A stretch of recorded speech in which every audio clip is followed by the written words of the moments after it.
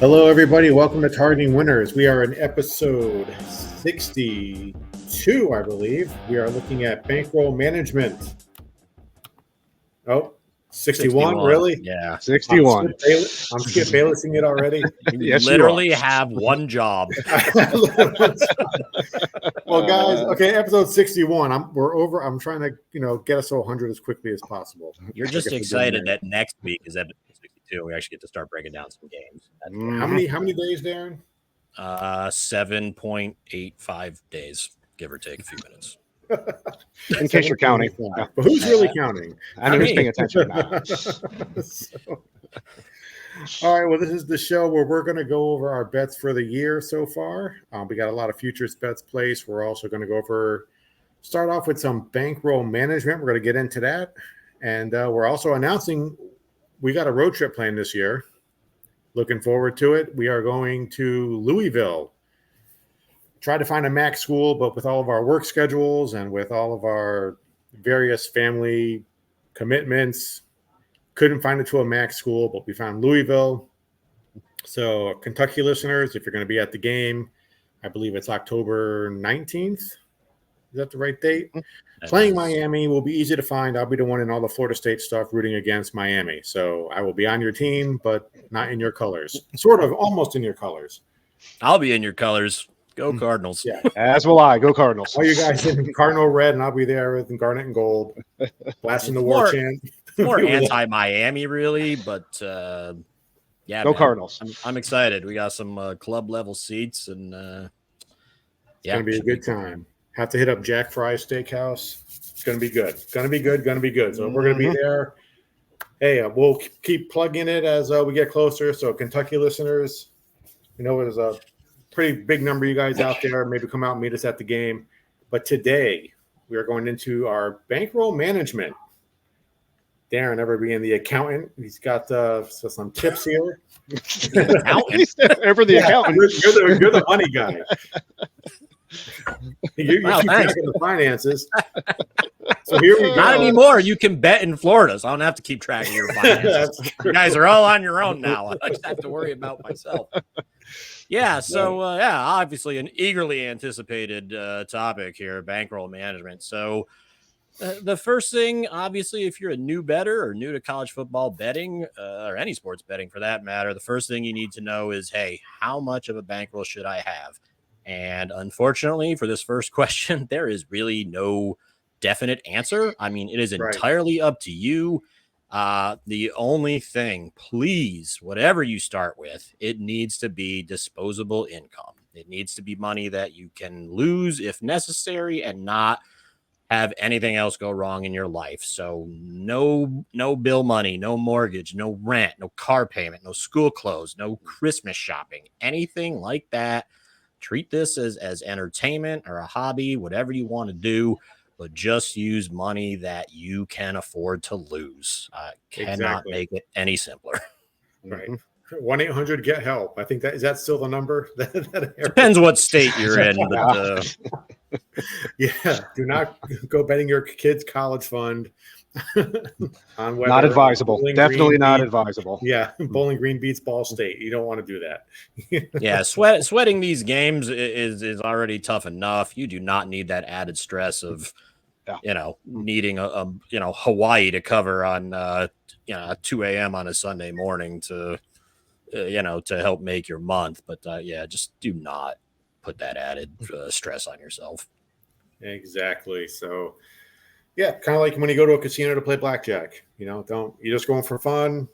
Bring whatever you want to bring, so that if you lose it, you lost it, but you still had fun. And if you hit big, woohoo, go nuts.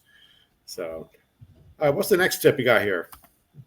Oh, Pete can go on that one. Oh, Peter. Where to put your bankroll? This is mine. All right. Well, hey, I'm not doing them all, man. Come on, you. I'm going to start with I'm going to touch on the first one as well a little bit, which it's intelligent and to be strategic about the bankroll you put in place, right? Think about it simplistically. Like maybe you decide to go out to dinner once less a week, and maybe you're spending, I don't know, $50 every time you go. So that's $200 you freed up. So simple math, right? That might allow you to start with a bankroll of $200 and not really impact your life, right? Something simple like that. The way I manage my bankroll, there's a couple different kind of schools of thought on this. One way to do it is just to put it in a separate account, right? So if you have a savings account you don't use or something like that, to put it in that account just so that it's out of the way and it is separate from your daily funds is intelligent. Or what I do, because largely I do most of my betting through one app, sometimes two, but one I lean on more than others, is I will take whatever that's going to be. So I'll allocate myself X dollars for the next month or two. I will put that in there, right? So I'll inject it into, say, FanDuel if I'm using that, and that's it, right? I play with it, I let it ride. If I run out, then I'm done, right? So I try to be intelligent about what I'm using, how I'm using it. And we'll talk a little bit later about being strategic as your bankroll starts to burn down a little bit and trying to find ways to kind of build it back up slowly and conservatively. But the most important thing is wherever you're going to put it, take it out of your daily funds, take it out of away from your bill money and all of that, and put it someplace where you're not going to use it for anything else, and just earmark it for betting. So don't use your credit card to hit the ATM either, because now you've just given yourself another bill. This just needs to be money that you know, maybe you go to a Broadway play, or Pete said go out to eat, rent a campsite, take a small vacation, whatever you guys do, it needs to be from that type of money. Yes. All right. So where are you putting your bankroll? Anywhere. The more you want better. I mean, within reason. I mean, you don't want to use just one, because then you're kind of stuck with whatever number that app is giving you at the time. Yep. I mean, personally, when it first came to New York, you know, we had like the freestanding sports book, brick and mortar, if you will. They added mobile a little later. So when that was allowed by law, I tried like 5 different ones. That's probably too many. I'm actually currently down to 3. Tim, I don't know if you remember this. We did 3 last year because you weren't able to bet mobily in Florida quite yet at the time. And I kept track of like where I was making these bets, and I found out there was one app I was rarely using. So for the most part, I use 2. I keep a third one active just because, you know, you never know. I mean, if you like a favorite and one app says they're laying 7.5, but another one's got 6.5. Yeah. I mean, you're going to lay that 6.5, and vice versa if you're on the dog. So it's, you know, it may spread out and make what you have in those apps a little bit less. But then again, it's all about, you know, every dollar really does count. So the more apps you have, the more likely you are to get the best number. And again, a lot of these bigger ones that are in most states, your DraftKings, your FanDuels, BetMGM, a lot of times if you're a first-time depositor, you get like some insane freebies. Usually they give you like multiple free bets, like $25 a piece.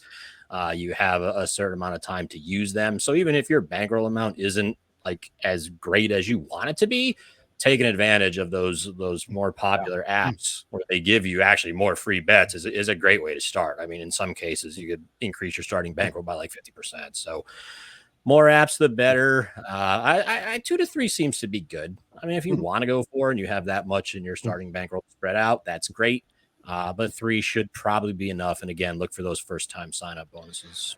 Yeah, that's a good point on the incentives, right? If you are brand new at this and you haven't done it at all, right, it would make some sense to spread out your pool across a number of different sites at this point, just to take advantage of those incentives, right? You can take advantage of those across 4 or 5 or 6, whatever it is for now, and then use it, and then you can always consolidate later into 2 or 3. But certainly take advantage of those incentives because they can be lucrative for sure.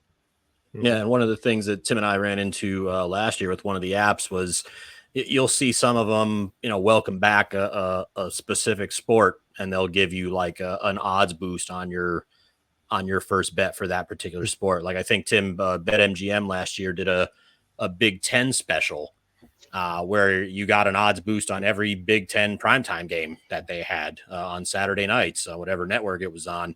And the other good thing about that is usually you can only max out like 10 or $20 on a bet. So again, if you have a smaller bankroll to get started, that's a great way to still have a bet and actually, you know, say you lay 4 points or whatever at minus 110. Now all of a sudden, you know, if you cover, you could get like plus 135. So, I mean, again, another great tool for the smaller bankrolls to help increase it. So I don't know if BetMGM's doing that this year. I kind of hope they do, but we took advantage of that a few times. Yeah, that was really nice. So Yeah, well, in Florida, we only use the Hard Rock Bet app. So again, I compare their lines, and if you get better lines up in New York, I'll just send you money. You can place the bets with you. So I already got 2 in for you, man. that's right. So if you've got 2, that means I've got 3. So Correct. So. And if anybody's going to games at all this year, whether they're college games or NFL games or any games whatsoever, quite often with the events that are happening before and after those games, they will have some of these betting app representatives out there. Oh, yeah. They quite often have additional juice on those days, right? There's additional incentives or something of that nature. So if you are going to any events where these app reps are, go talk to them, right? Because you can get some really. We did it in Indy 3 years ago when we went there, and that worked out pretty well. So certainly look at the opportunities that are out there, because they're certainly trying to juice those for the people that are attending the games. Right. Well, tip number 3, Darren, what are we looking at? Our favorite question. How much should you bet per game? And again, much like question 1, it's going to be entirely up to you and what your bankroll is. But like the general rule of thumb, and you'll see this if you Google bankroll management, they're always going to tell you anywhere from 1 to 5% of what your bankroll is what you should be betting. Is that sexy? No. Is it exciting? Also, no. But it's more exciting than redepositing money every 3 weeks because you thought that you had like an edge on the game and you threw like 15% of your bankroll and you lost that bet. So what it does, basically, it seems like a small amount, but it keeps you disciplined. It helps your bankroll last. And that's kind of what it's all about. I mean, Tim and I followed this last year to a T. And Tim, after that initial deposit in June, how many deposits did we make the rest of the year? I don't remember. That's because it's 0. 0. There wasn't any deposits to remember. We didn't have to make any. You can count our additional deposits on one hand if that hand had no fingers. Correct. Fantastic. That's the best way to look at it. So just to add on to what Darren said, right? So you'll hear us and others on podcasts use the lingo, the term units, right? When we talk about betting, we talk about units. And the reason we say that is because a unit is a different dollar amount for each person based on your bankroll amount, right? So when we talk units, 1 unit traditionally, technically, is 1% of your bankroll, right? So that's how you should equate it. So when we talk about, hey, I'm betting 2 units on this play, it means that I'm betting 2% of my bankroll on whatever that may be. And that's a pretty consistent term and lingo that's used across podcasts and everywhere else. So that's truly kind of a beginner thing. When I first started doing this some years ago, that was a little confusing. Like, what the heck is a unit? So, but it's pretty simple once you get comfortable with it. And that's why we talk like that, is because every one of you is going to have a different bankroll amount. Some of you might have a massive one. Heck, you can have a couple $100 and play with that and have a perfectly good time all year. Right? There's nothing wrong with that. So just keep it within your means. And that's why we talk about units. Right. Number 4, what type of bet should I make? This is always a favorite one. Winning bets, always winning bets. Winning bets, first of all. Yeah, there you go. Number 5. You don't want to make losing bets. Go ahead, Pete. You can take this one. Don't bet on a horse that's running backwards. No, totally different thing. So, what type of bets? Really, it really depends. I mean, for the most part, right? Especially if you're newer and you're kind of just entering this world of betting. Simple bets are better, right? Simple, win bets. Betting on a favorite, betting on a dog. The type of bets I make quite often are over unders. So once we get into kind of next week with actual games and lines and all of that, you're going to see that I focus quite a bit on over unders. That's not the only bets I make, but I do tend to play those quite a bit. They're a little more challenging earlier in the year because you don't have kind of like hard data, right? I am a finance guy, I'm a stats guy. So once we get later in the year, I do all kinds of like financial analysis and stats on the numbers I have. Earlier in the year, it's a little more challenging, but for the most part, right, the conventional wisdom is keep your bets simple. Now, that said, I'm the idiot who likes parlays, but that I would not recommend doing those, especially if you're newer, because it's so much easier to lose, right? And it's just much more challenging to even three teams, 3 games in a parlay. It's tough to win all 3. I mean, it really is. So it's not that often that you're going to win. So my advice is stay simple until you get comfortable and you truly understand how this game works, and then you can get a little bit more complex with other things. So that's my thought. Yeah, and that's why you see a lot of these sports books when they offer you these boosts, they're on parlays because they know you're most likely to lose them. Yes. Um, rarely do you see on gambling Twitter somewhere on the news about some guy who hits a four bet anytime touchdown score and he wins some life changing amount of money. Well, there's a reason you only see that once every few Yeah. months because of all the people that are playing parlays, and I guarantee there's hundreds of thousands that are doing it. They're not winning those. Okay, that's why Vegas is still standing. That's why DraftKings pays 51% tax to operate here in New York because they're paying that with your parlay money. So, I mean, like I said, it's simple math. I mean, if you make two straight bets and you go 1-1, you're only losing the juice, which is an extremely minimal amount. You go 1-1 on a parlay, you lost your entire bet. So once you get, like Pete said, if you're just kind of getting into this, it's tough enough to hit one bet, much less two in the same bet. So all those hotels in Vegas, they were built with parlay on bets. parlays. Yes, they were. And those little pair plus bets on Pai Gow and 3-card poker. And all that stuff. Those two. Yeah. that's all moneymaker right there. That's how they were built. That's right. Now, here's another important one. Tip number 5. Darren. This one might be the most important of all. You always want to know how you're doing. And sometimes it does, your balance in the apps doesn't always tell you exactly how good or bad you are at sports betting. There's apps that'll do this for you. They'll sync to your sports books, or you can be like me and just use a simple spreadsheet because that information superhighway, I'm still on the on-ramp. So, I just use a spreadsheet because it's easier for me. I did learn over the course of the last few years since sports betting has been allowed here in New York that if it's not college football or hockey, I should be avoiding it altogether because I kind of suck at the rest of the sports. So, not ashamed to say it. So I don't bet baseball. I don't bet college basketball. I don't bet the NBA. I rarely touch the NFL because that's so hard to find a good line on anyway. But you always want to know what sports you're good at, what type of bets you're good at. Are you better at sides and totals, or are you maybe you are better at parlays? But you always want to keep track of everything. And if you're doing the spreadsheet, make a note of everything: the type of bet you made, how much you made, the result of that bet, what the odds were. I mean, you want to keep as much information as possible because that's the only way you're going to minimize your losses, because you're going to be like, hey, wow, I suck at baseball. Okay, it's an everyday sport. It's easy to suck at baseball. Some people just can't keep up with it. I don't even try anymore, so I don't bet baseball anymore. But it really is a great way to see how you're doing. And what I do for like college football, like maybe every month or so, I'll kind of take a peek of where I'm at. And maybe if I'm doing, 2% on my bankroll, maybe for a week I should do 1% if my bankroll is not where it was when I started. So tracking your bets, absolutely vital. I would do that right from the get-go. Yeah. After tracking my bets from last year, I'm seriously considering skipping October altogether. Same. I got my ass kicked. That's why we brought Pete on, so we can take October off. Oh boy, over-unders in October challenge, man. Not enough data. Man, we were feeling good in September, man. After September, I was like, wow, man, we are crushing it. And then October, like, do we even know what we're doing? It's funny as we go forward. You'll see how some of us specialize in certain things and others and all of that. And I said, as I've already mentioned, I'm going to be playing over-unders. For me, it's almost the opposite with over-unders. It's really hard early in the year to find an angle, because especially in college football, it's different in the NFL because you have professionals and you can track the player changes and you can have an idea what the offense is going to be like from one year to another.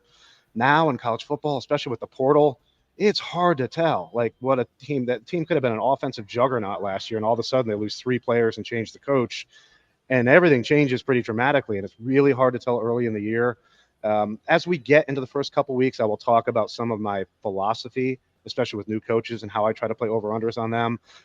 We're not quite there yet, but it is fun. It's interesting, but it's easier for me on over-unders later in the year because I can pull all the scoring all the way through the whole year, and I can start doing some analysis on it, and I can get some trends and get an idea of what I would expect to happen. Early, it's tough. So it'll be fun, though. It's always fun. Yeah, and it's tougher in college football because, the NFL, you've only got 32 teams. I mean, they've got 100 beat writers apiece, it seems. The NFL's got their own freaking network, for crying out loud. So you can get NFL news 24/7, 365. And I guarantee you, if you think you found a nice little news nugget, Vegas knew about it 3 hours ago, and they've already factored that into the numbers. So that's why the NFL is so tough. Now, for college, there's like 4 times as many teams, 134 this year in the FBS. And yeah, I mean, Bama, Georgia, Ohio State, Michigan, you can find info on them. Let's say you got a midweek Conference USA game and, the Jacksonville State QB is questionable. Good luck trying to find anything on that. Yeah. So it's a lot harder for college football just because of the sheer number of teams. Some of these programs have a ton of beat writers following around. A lot do not. So it's tough. And the thing is, Vegas still kind of struggles with this a couple weeks into the beginning of the season while they figure out everything, but it doesn't take them long to catch up. So I would say if you're going to attack, maybe attack early. If you're shy of a 2-unit play, hey, fire on one early because Vegas really isn't that much better off than you are at that point. But come week 2, week 3, they got their act together, which is probably why we struggled in October. We couldn't really find any solid lines. They catch up. They catch up. They do catch up, exactly. But yeah, there's a lot of opportunity in college football for that reason. There's so many teams, smaller schools. There's opportunity. There's this thing in finance called the efficient market hypothesis, where on the NFL side, essentially all the information that's out there is already baked into lines because Vegas has seen everything.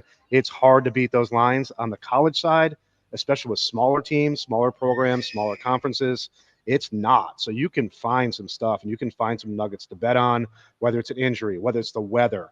There's a lot of different plays that I'll make through the year, kind of leading into some of those things that the lines just seem to miss at times, or they're lagging. So there's opportunity there. Absolutely. So we have other tips here. They're not really as far as bankroll management, but just overall betting. Obviously, you don't want to chase your losses. That'd be one thing. So you have a bad day, like me in October, got a bad month. You don't want to be betting on, Hawaii against Stanford, the over in the second half at 2:30 in the morning. Sometimes it's better, there's always going to be more games. Yeah. Losing weeks are going to happen. If you think the 3 of us are going to win every week, not the show for you, but nobody is going to win every week. So that's why there's 3 of us. Hopefully you can at least one of us is positive each week. If you think about how many games are happening each week in a normal week of college football, right? The way I normally start is I'll start with 15 or 20 games that I have some type of interest in, right? I think there's opportunity. There are games I'm going to watch. There's something. I'll put them down. I'll spend a couple days going through them. I'll narrow it down, and I might come to 1, 2, or 3 bets out of that, maybe, right? But it's like starting from a basis that you're comfortable with, and then moving through that and doing due diligence just to be sure that you're betting on where you feel most comfortable in terms of what has the greatest probability of winning, right? And so that's what I do each week. You can't look at 100 games. You can't. It's impossible, right? So you have to be smart about what you're looking at, where you start, and how to narrow it down. Yeah, it's funny that you mentioned that because I kind of did a little early week 1 preview. I initially started with 18, and I'll cut that down to like 5, and I'll bet maybe like 3. So, I use like a red light, green light, yellow light system when I'm doing it on a little spreadsheet that I do it on. And as I go through, I'll be like red lighting some like, nope, no way. And then greens are, I like, and yellows are like, maybe if I have nothing else better. So I do that every week. So exactly what Darren said, same thing. Right. And what else we got as far as other tips? I just want to tell you, if you've got your bankroll, please use your bankroll just to make bets with. Do not withdraw from that bankroll because some douche on Twitter is like, yeah, $20, I'll give you my play of the day. That dude does not have any idea what he's doing. He's finding 50 people to send him $20. He's giving 25 of them one side. He's giving the other 25 the other side. Just you're all smart enough to read the same information that everybody else is reading. We're here maybe just to give you some info that maybe you didn't catch, just to add another opinion, whether you agree with it or not. But you see these posts. Oh, I was in the lab. No, you weren't. You were on the toilet. All right. So don't tell me that you were in some lab where you're coming up with these winners. No, you weren't in a lab. Just stop. Gambling Twitter has become such a train wreck. Just keep your bankroll for making bets. Do not withdraw from it to do other things, to think that, oh, this guy must know what he's talking about. He gave out 25 winners. Yeah. Well, he also gave out 25 losers because he gave the other people the other side of the game. So just, you're all smart enough to make your own opinions on things. I mean, I read a lot of articles after, like Tim and I last year, we used to make our bets on Wednesday. So like nobody else like really had their bets out by then. So yeah, I go back and read, see if people agree with me or not. Yep, nothing I can do about it. So, ride with your own opinion. Like you all got this. Trust me. If the three of us can do this, dude, anybody got to do this. We're not splitting the atom bankroll for bets. and if you're new, right, start with what you know, right? Start with teams or teams that you watch, or a conference that may be somehow linked to you. Like we talk about the MAC all the time because it's fun. I live up in MAC country, so there's a lot of teams around me here. So I like to bet on the MAC because I think there's a lot of opportunity there, because it is one of those conferences, especially now this year, where it seems to be wide open for a lot of teams there, where there's going to be some opportunities there. And so I lean into the MAC. I lean into the Big Ten a lot, you'll see, because I know it well. That doesn't mean I don't go other places, but I have a home base where I start from, because I know more about those conferences and those teams, just because I'm in kind of the wheelhouse of where all the information is. So I hear it, I see it all the time, and it's easier for me to do that rather than, the SEC is big and sexy and all that good stuff, but I'm not in SEC land. Yeah, it's SEC, so I can get information on it, but I got to go digging to find it. Where I am, I just get this stuff like flying at me every day. So it's way easier for me just to absorb Big Ten and MAC stuff, because that's where I am. So that's a good way to start if you're just getting into this, and just be comfortable and bet on games you're going to watch. That's what I love to do. If I know I'm going to watch a game on Saturday afternoon, if I can find a decent line on it, I think, why not?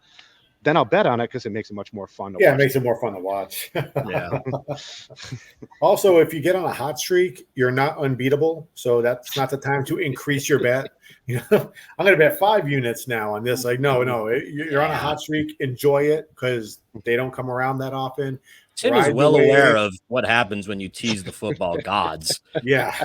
Do not use the E word. Nothing is easy about. This is all designed for you to really lose in the long run, if you think about it, which I know sounds kind of depressing and pointless, but you can have fun. You can make a little bit of money in this, and that's obviously the goal of this whole show. I mean, and there are times, like, so if, let's say my bankroll is, I don't know, $500. If I'm having a hot streak and I'm blowing that thing up to, let's just say it's $750 or something, I might earmark a little bit of that house money and do something just different with it. I might take a swing at a bet that I might not, that might be a yellow bet for me that I normally wouldn't bet if I was below my total. But if I'm above, I might give it a shot. So I do play with that a little bit, but certainly if you're newer, don't do that yet. Wait on it, get comfortable with it. But there's a way to play the bankroll where you can be a little heavier when you're higher, a little lighter when you're lower, and we'll talk about that as we go forward. Yeah, like you said, if you're doing the same percentage on every bet, say you're doing 2% of your initial bankroll, after 4 weeks, maybe your bankroll's up $100. Well, now that 2% becomes a slight increase in the amount of money you're betting, but at the same time, you're keeping your unit size the same. So that's another reason why I kind of do the 4-week review. I don't usually like go from 2 to 3%, but it's something you can certainly consider if you want to be like, okay, I've got a little bit, maybe I want to take a small chance, but not risk everything in one bet. So if your bankroll goes up and you keep the percentage the same, then those bets become a little bit bigger. So that's also something you can do. All right, so those are just some bets from us, or some tips rather, for keeping track of your bankroll. As we wind down here, let's just do a quick review of our bets that we've got so far this year. These are all our future bets. I guess I'll put mine up there first, I believe. Yeah, put yours up first. Yes. Because this is where the official mocking begins, guys. So, there's going to be an entertainment part to this show as well, where the three of us, we've known each other for like 400 years, and there'll be much verbal abuse over the course of the season. So it'll be informative / entertaining, and Were you sober when you made most of these bets? I don't think he was. That's the first question. All right. Okay. To be fair, that second one was because I told him what the number was, and he almost fell out of his chair. I don't blame him totally for that. Yeah, that's fine. Taking a swing at plus 4,000 is not a bad thing. Well, I got Shedeur Sanders for the Heisman, and obviously, if he doesn't win the Heisman, it's going to be Gio Lopez from South Alabama. Of course. I mean, who else would it be? I mean, clearly. Funny, I didn't see him on the odds board. Down there in the Sun Belt. I just think they're going to be a good team. And obviously, I use these future bets for hedge hunting. So I think that's a team that can get in the game, and we'll take it from there. But these are my bets. I was kind of shocked at Oklahoma. I think they can get 8 wins this year easily. Oh, there I go. E-word. I just ruined it. That's over. Cross that one off. Don't bet any of these, people. Just ignore these and move on, people. 1% of my bankroll on Oklahoma under. Let me lock that in before we're done here. Right? I might go 2% after that comment. I don't think Shedeur Sanders is that bad. I saw him today. They were like, is Shedeur Sanders going to be the face of college football? If he's going to be the face, he's that popular. He's going to get votes. Agreed. Whether the team is good or not, I think they will be. If the offensive line gets a little bit better, just a little bit, because they were abysmal last year. Yeah. Things can happen up there. So I think that's your best bet on the board. That and Oklahoma's not a bad bet either. So yeah, they're solid bets.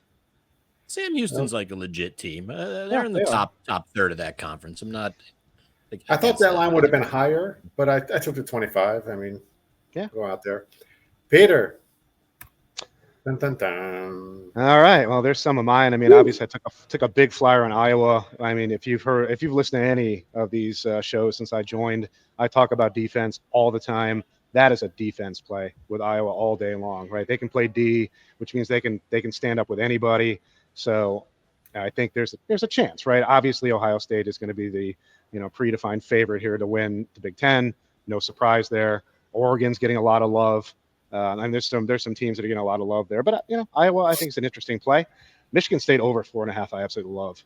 I mean, this is a team that has the capability to bring players. They have money. I love the coach they brought in, so I think there's some great opportunity. I mean, 4.5, okay, they'll win 5 games, whatever. I mean, for them, compared to the last 2 years they had, that would be a huge step forward. So I really, really like that bet a lot, actually. And the others are, Troy over 6.5. I'm kind of leaning into the success they've had in the past. I could end up eating that one, but interesting to me. Notre Dame, I really like that bet. I mean, they're going to be in the mix. They'll be in the playoff. I think they'll be in the mix. And once you get in the playoff, all bets are off. Who the heck knows what happens, right? That's right. And so I was trying to find which teams in the playoff that I think will be there, that I have longer odds, that I think have a real chance, and that's where I got to Notre Dame. So that's how I got to these bets. I thought your Missouri bet was interesting. Yeah. So yeah, I mean, it's once again, it's a bit of a flyer, yes. Hey, you're a Big Ten guy. What do you think about Iowa's win total? So I think it's sitting like 8.5. I mean, that seems kind of low because it does. Defensively, like you mentioned, they're awesome. I mean, they got everybody back except DeJean. Yeah. How's this not a 9 or 10 win team? Yeah, and if you go back to our Big Ten show, I think I kicked both of those around. Like, I like both of those bets, and I decided to go this direction. Do I think the other one's more winnable? Sure, but I think the payback on this one is obviously far greater. And so from that perspective, I thought, you know what? I'm going to play a defense here because Ohio State could have an issue. Who knows, right? So I'm kind of excited. But, yeah, the Iowa on the over, I definitely like as well. Nice. And last but not least, our most active bettor, Darren. Well, I think it's so active, we got to move this over to the side. I was going to say, yeah, let me be full degenerate mode here because, anyway. The Ohio State, I know what you're thinking, plus 800. Where's he getting that? Well, I bet that the day Nick Saban retired. So 800 was still available at BetMGM, so I snagged it. If you're still interested in Ohio State, plus 400 at FanDuel is the best number that I see out there now. I agree with Pete, everything he said about Notre Dame. I bet that a little bit earlier than he did. That was a February bet for me. DraftKings had 2,800 there. Well, look at that difference, to your point. I mean, if you think about teams that are going to be in the playoff, right? Yeah. And once that happens, anybody has a shot, right? Look at those odds differences between those two. That's the reason why I went down that Notre Dame path, is that spread is bigger now. And I think it's really juicy because of it. Yeah. And then at a couple of conference bets here, I got Virginia. I'm all on the Hokies, man. Plus 1,800. Love that number. It's down to plus 1,000 now. So, I'm not alone there. Kyron Drones, man. Love that dude. There is some talk about him as a Heisman contender as well. I don't know if I'm all in on that, but their schedule's nice, man. I mean, they go to Miami and they host Clemson. Everything else is quite winnable. They finished November really strong on both sides of the ball, so I like that. UCLA, I made this way before Deshaun Foster's press conference. If you saw it, you probably bet this number right away as well. If that's how he comes prepared for a press conference, I can't imagine how he's going to coach a game.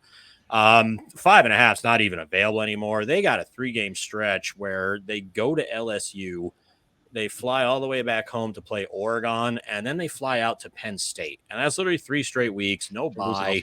Yeah. No nothing. Their schedule is brutal. I mean, hats off if they make a bowl game.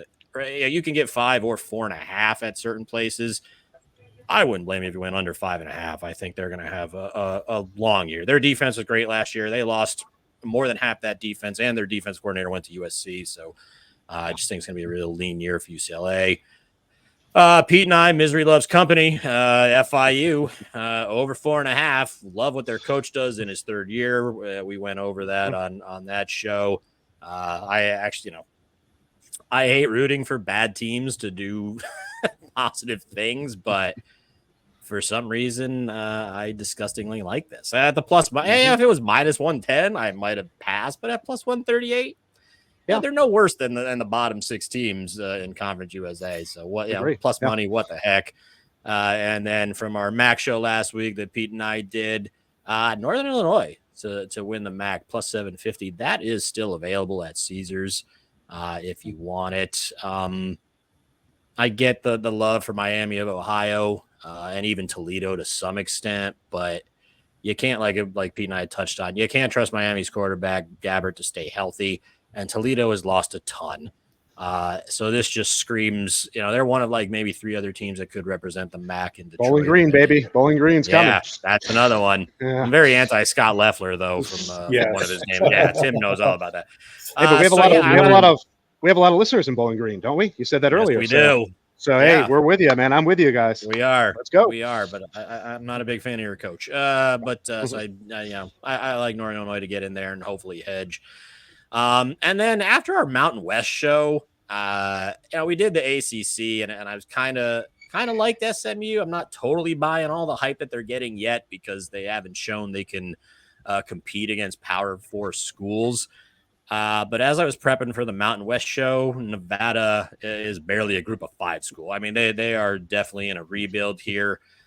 So I bet that back at the end of June when this line was minus 23.5. And that's a bad number because this game dropped in May and it was minus 19.5. So I kind of got a bad number, but it's 27 or 27.5 everywhere else now. So I'm not. They're going to win by 35 or something. I don't know. I don't see this being close. I was kind of looking at their schedule last year to see, they won.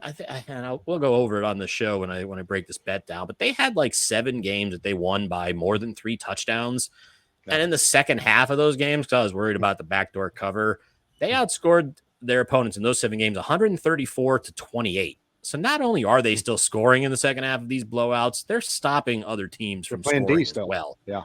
And 14 of those points they gave up to Louisiana Tech in the first game of the season. So you're talking about 6 other games, only 14 points allowed in the second half. Their defense does seem legit again this year. So I got that at I guess it's a decent number now. It wasn't when I made the bet, but there's been no buyback on Nevada up to this point. That line's moved 8 points already.